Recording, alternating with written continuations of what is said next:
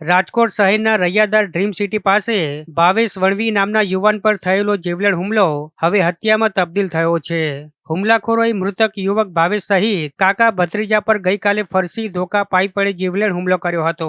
હુમલાખોરો ભાવેશને કારમાં ઉઠાવીને લઈ ગયા હતા અને બાદમાં માર મારી રસ્તા વચ્ચે ફેંકી દીધો હતો. બાદમાં તેને ગંભીર ઇજાગ્રસ્ત હાલતમાં સિવિલ હોસ્પિટલમાં સારવાર માટે ખસેડવામાં આવ્યો હતો. ત્યારે આજે સારવાર દરમિયાન યુવકનું મોત થતા જ્યાં સુધી હત્યારા નહીં પકડાય ત્યાં સુધી પરિવારે મૃતદેહ સ્વીકારવાનો ઇનકાર કરી દીધો છે.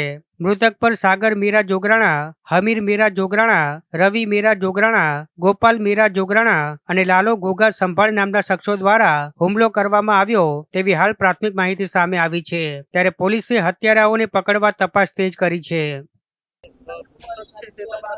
મારો દીકરો થાય. ઘટના તો મને કઈ ખબર નથી. છોકરો બિચારો દોડતો દોડતો કેવા આવ્યો, અમે જમવા બેઠા હતા એમ તો જોયું તો બાપાએ કે તમે ફલાણા ભાઈને ઢીકડા મયુરભાઈ ને ફોન કરો કે મેં ફોન કર્યો તો એ લોકો પૂગી ગયા. તો એ લોકો પછી અમે પાછા ઠેકાણે ગયા તો યાર લોહીના ખાબો જ્યાં તો મારો છોકરો તો હતો નહીં. ભાઈમાં એને કેમાં લઈ ગયા ક્યાં લઈ ગયા એ કઈ ખબર નથી.